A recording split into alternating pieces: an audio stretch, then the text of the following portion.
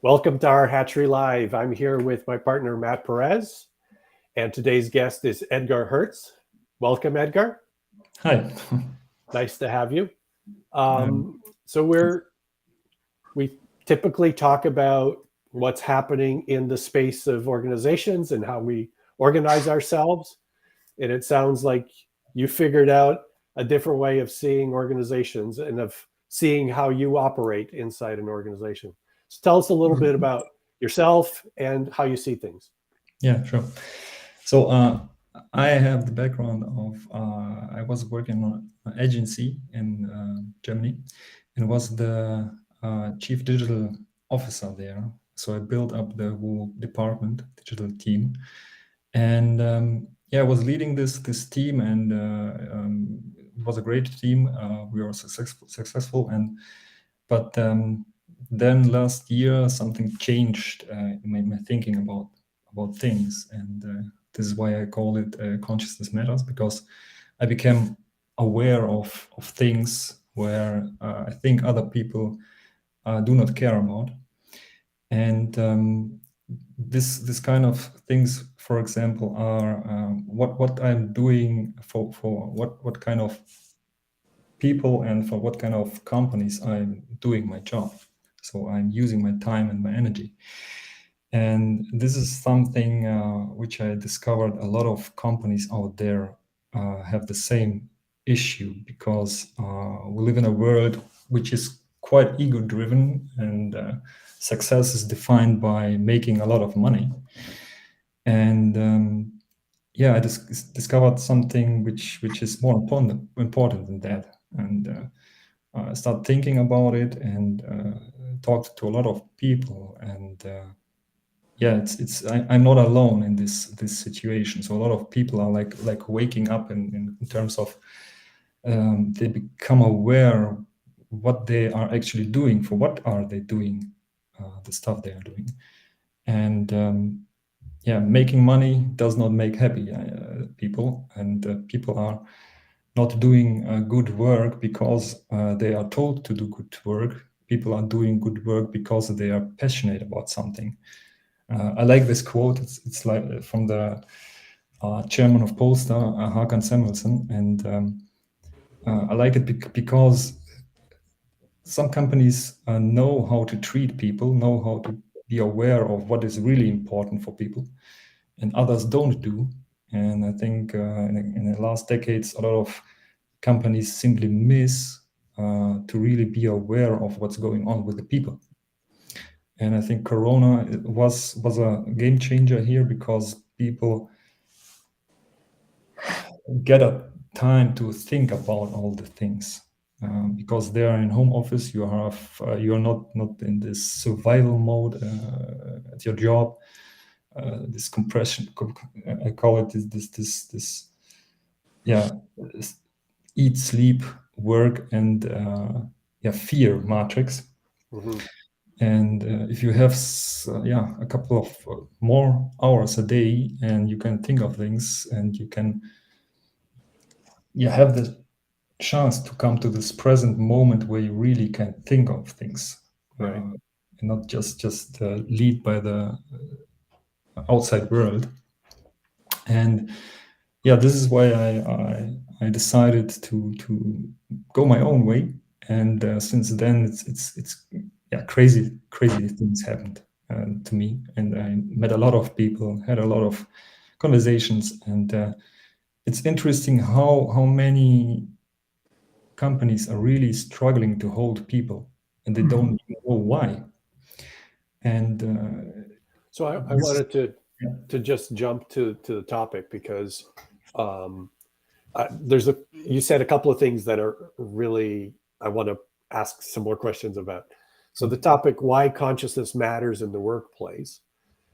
The first question for me is, define consciousness, and what do you mean by awareness? Are those the same thing? What do you mean by that? Yeah, basically, it's the same thing. Consciousness, you can describe consciousness in different ways. In this context, I would say it's really become aware of other things you are not aware before.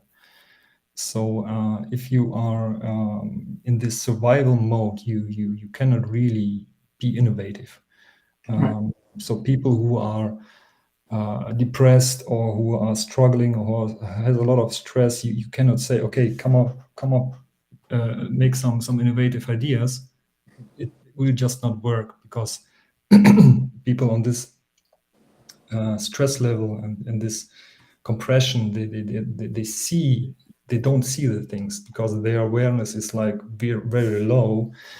And on the other hand, if you look on companies who really understand how to build teams and build a space where they can play around, where they have no fear to make mistakes, where people just be like Steve Jobs said, hungry and foolish, right? Just go for it, do the unimpossible things, and think about the unimpossible things, and then you can say, okay, this team is really on a flow state. And flow state for me is like playing around, like kids, having fun. kids that have fun, they learn 100 times faster when they're really in this flow state. And this is something what you see in this innovation labs or companies. They really understand what people need and what people how to make this space so people have a chance to do what they love. What I want to push back on something you just said a little bit, though, because you said that companies do this. You said some companies do it good and some other companies don't do it. Is it really companies, or is it people? No, it's from upside down. I think if you have a management team which are just only see the numbers and only see the revenue and only see this ego-driven things. I don't care about people. Just do your work and come on, and we have to sell something. This is something people more and more feel that there's something really go wrong in these companies, because they are like so if you look back on Corona, then this show up, like there is a lot of more stress for companies because they are more in the survival mode then, and then people are depressed, get depressed, come home, this Cycle. fear of cycle of how to survive the next months. And then simply everything stops in their mind, and how can you really go forward? And if you look at the C-level, for example, or the management level, if there is no change in this awareness, if they stay like 20 years ago, where they can choose, pick up people who want to, who should work there. Nowadays, the young generation, they have like the waking. I would say they are more aware in the young ages, and they know what they want. They do not want this old school management kind of style where you have to hard work, where you have to really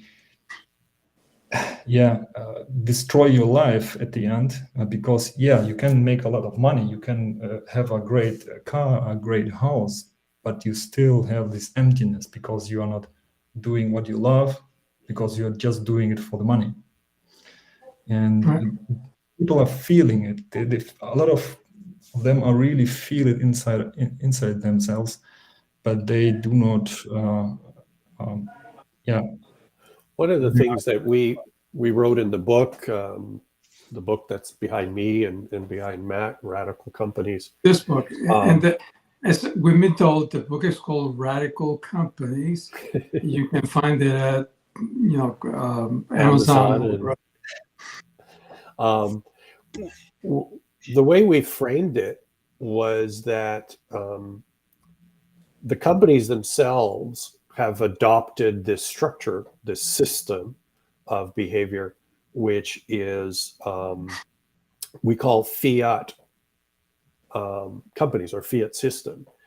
And really, the fiat system is about force. It's about operating with force. So everything you've just described, the stress, the dysfunction, the behavior that people have, the fear that people have, we view it as force, as a system that we've become used to use force against each other. Yeah. And the best of us, who like you, I was in corporate, and Matt was as well.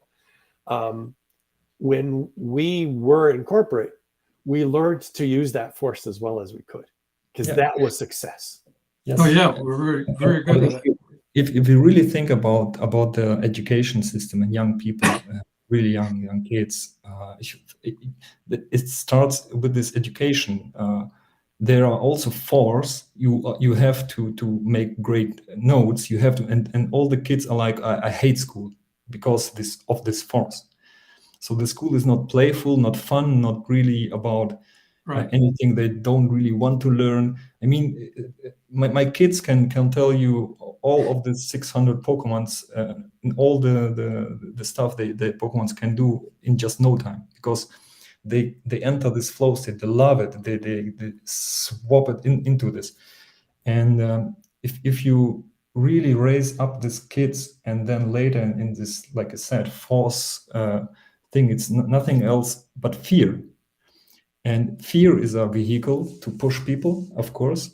But if you think on the opposite, fear is like something where love is missed. So fear is an absence of love. And if you can make a space for people on the workplace where they really love what they do, then the magical stuff happens. Then innovation starts. Then these crazy things happen. For example, if you think about the PayPal mafia, about the guys who are in the PayPal mafia, everybody of them was crazy backgrounds, crazy guys, and they just loved what they do. This is why Elon Musk can work 20 hours a day, because he's not working, he's loving what he do. And this is something with what the management level and the old school businesses and built on this pressure really don't understand, and they lose the A players, because the A players, this is my experience, like waking up and they're, hey, what the hell I'm doing here? I'm not happy. I have a lot of money. I'm not happy. My wife is struggling. I don't see my kids. Is this really life? One thing you mentioned, Elon Musk, and he wrote this infamous memo to everybody that said, if your manager gets in the way, talk to anybody else at any level, it doesn't matter. And I'm reading this, I'm thinking, okay, if the management hierarchy, which you call the fiat hierarchy because you do things because I tell you to, if that's in the way, then why do you have it?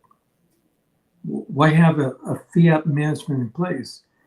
So I'm a little bit concerned with the fact that you announce yourself with the chief marketing officer or whatever your title is, because that is a form of force as well.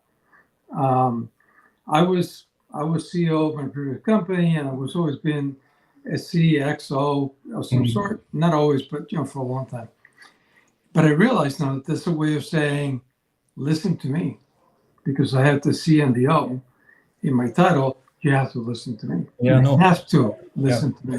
This is something true. And for me, I don't care about titles. I never cared about titles. Know that this is a psychological thing which attracts customers because, oh, okay, I'm talking with this C-level bullshit. Yes. And I never cared about before. I had this experience last year in August where I become more aware of things. And what I can say when I look back, when I built my team, I was always like completely different, acting like other management. So I encouraged them to really think different, really be playful, no stress, no pressure, I want to totally avoid it. Basically I took all the pressure. If something goes wrong, I do this bullshit. And this is something which I'm now aware of because I'm really thinking more of it. And it's something I was doing maybe intuitively, I don't know. Mm-hmm. But the feedback I got from my team was positive all the time. So I think I have something done wrong, right.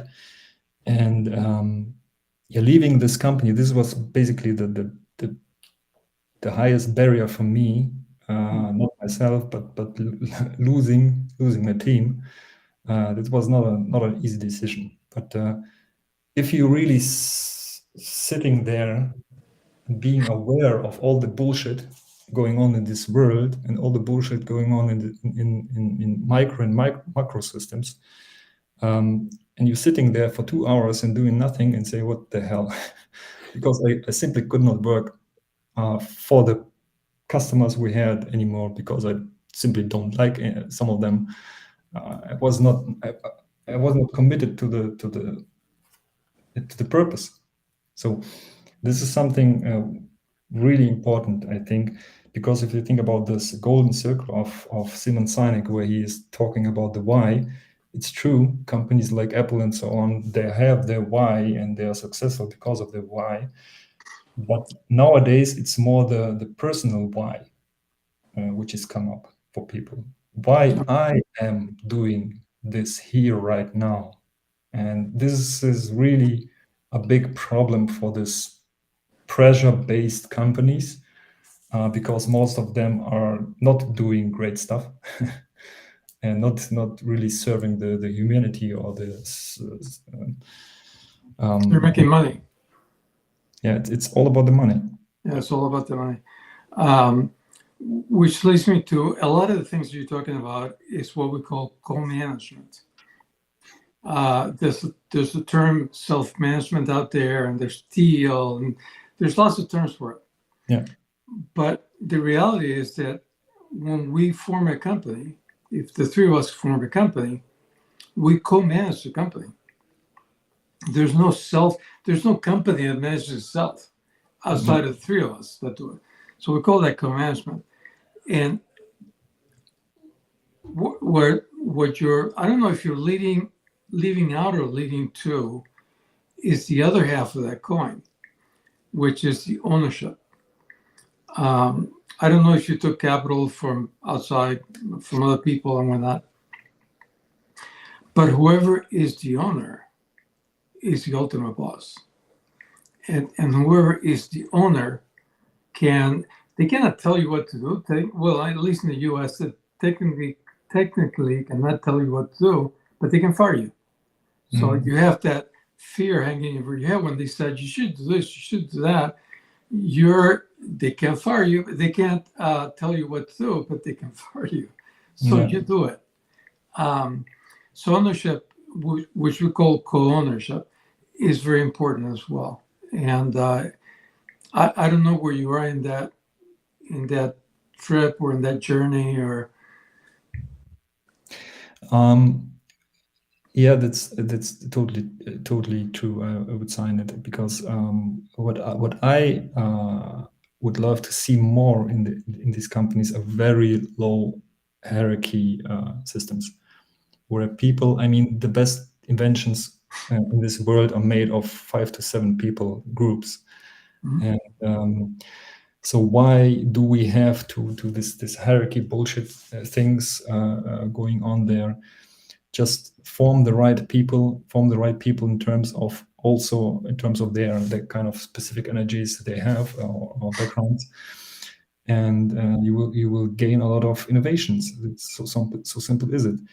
And the only thing the management or the owner have to do, in my perspective, is to really make it as playful as possible for these people, so they can discover their inner potential, for example. But if you see what's going on in real life, it's like, I don't know, it's like firing fear after fear things to the people, and they're just like going down, and then get ill and all this Yes. stuff. Exactly. And they never. I had, for example, this experiences where I really was in a flow and love state, I would call it, love what I do state with my team, where we pushed out 20 times more things in 5 times less times, because it just go through us. But then again, this kind of interrupting fear things from outside came in, from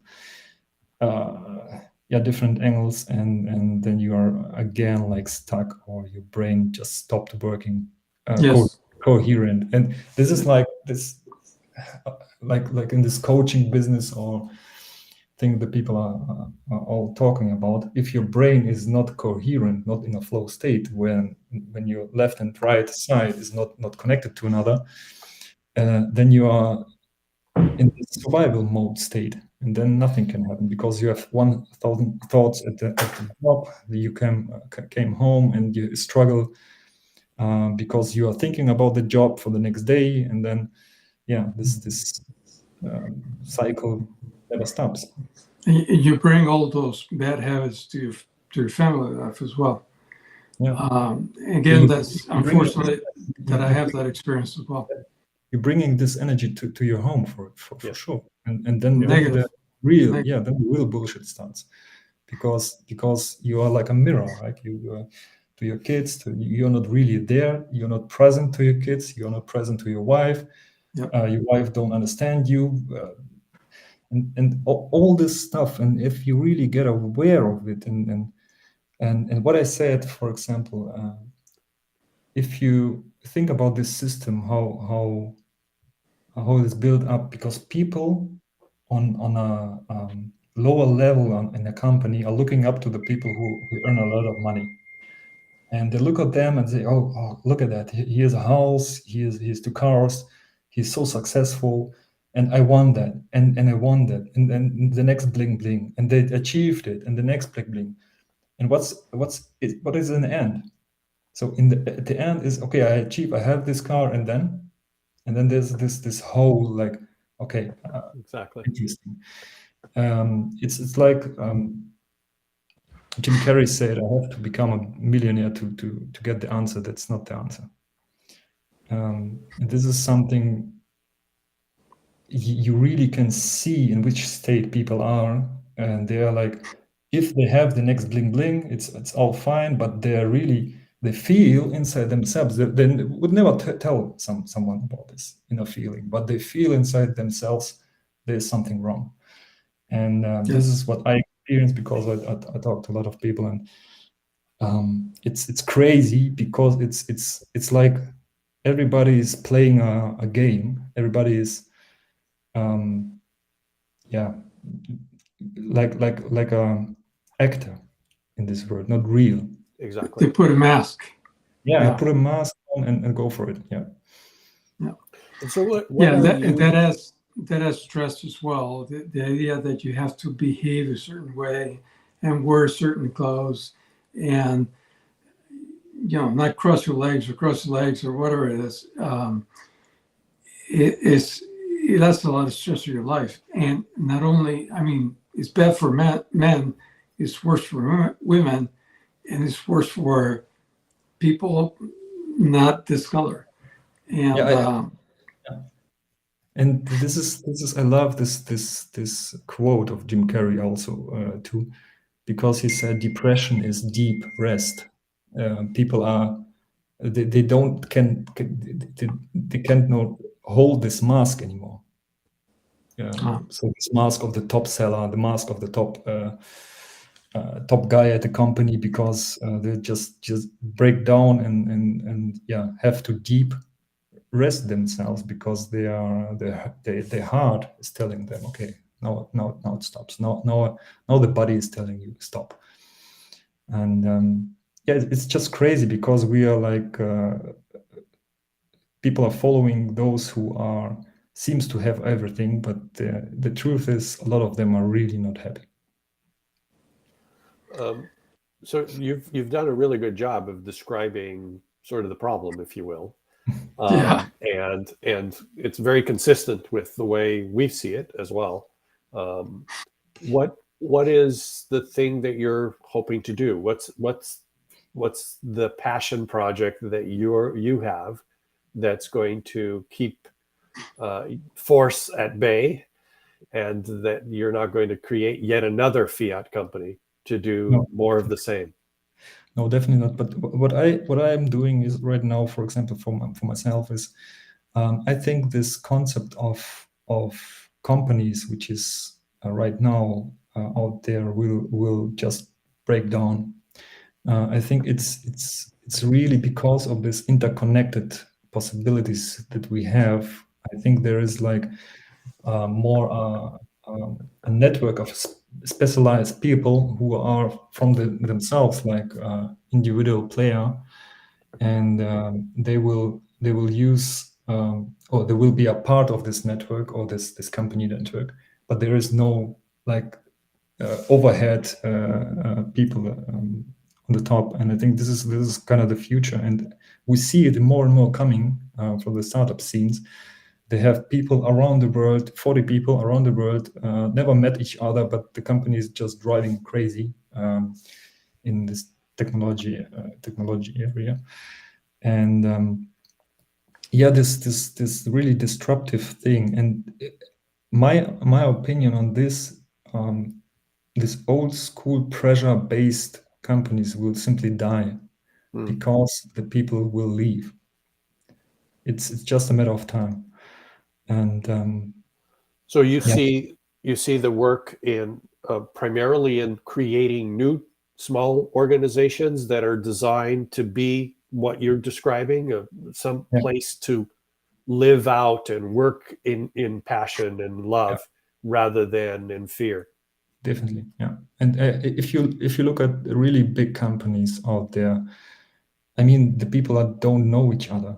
The people just know the 20 people near them, and then it's like ants, and they never have contact to other people. So and they might recognize 20 people, but they probably don't even really know those 20 people, right? Really know them. There's a difference between knowing somebody's name and really connecting, right? Yeah, right. Yeah, this is something which it actually, if you have constellations where people are in big companies or smaller companies, and they are stuck, they're bounded to other people, they cannot leave. So this is a pressure too, because there are people out there, they simply are not like magnets, they cannot work together. And why do you have to work with these people in a big room sitting there and have this stress of this people fighting each other for nothing? Why not really make some smaller groups of specialized people who really love what they do? Well, one of the things that in my experience, there was people that I had in my career that I loved to work with. I respected them. I loved them. I cared for their opinions and how they drove. Trust. And trust, right? Exactly. And then there are people that this is your boss. And you're like, what? Yeah. That's my boss? No way. I have no respect for this person. I don't trust this person. Yeah. And in many cases, I've been, the lack of trust was very well founded. And so that is, again, another example of force. We're forced to work with people because it makes rational sense for the business, not because we get a choice in how we cooperate or how we work together. Exactly. It's simply this matter of a fiat dictation. You have to work together. You're now part of that team. Good luck. Yeah, you are free to jump in this team, go for it. Exactly. And then this psychological bullshit starts where you think, I discovered in our agency. I had a lot of talks with other people too. And when you really think of it, the people are spending, I don't know, 20%, 30% of their time somehow making this psychological bullshit in between. Competing. Okay, interesting. Why? Where's this joy? Where's the love? Where is this stuff? It's all gone. And the thing is, you can come up with ideas in these compressed and depressed situations, and this is like you can have it, but the ideas are okay. They are nice to have ideas, but real innovation, you will never get real innovation in pressure moments. So I want to ask this more clearly because maybe I wasn't very clear. Do you think it's possible to change the current organizations, or that they will only die? You can definitely change the organization if it's top down. If the C-level really become aware of all these things, what I'm talking about, and to do so, it's like you cannot tell people and C-level people, you cannot tell them what to do because they just don't see it. They will never see it because they are themselves on a low level of like frequency, like conscious level, and they are like in this fear mode, maybe the same because the numbers are not right, and they're emitting this fear to the people, and they just don't see the possibilities, don't see the solutions.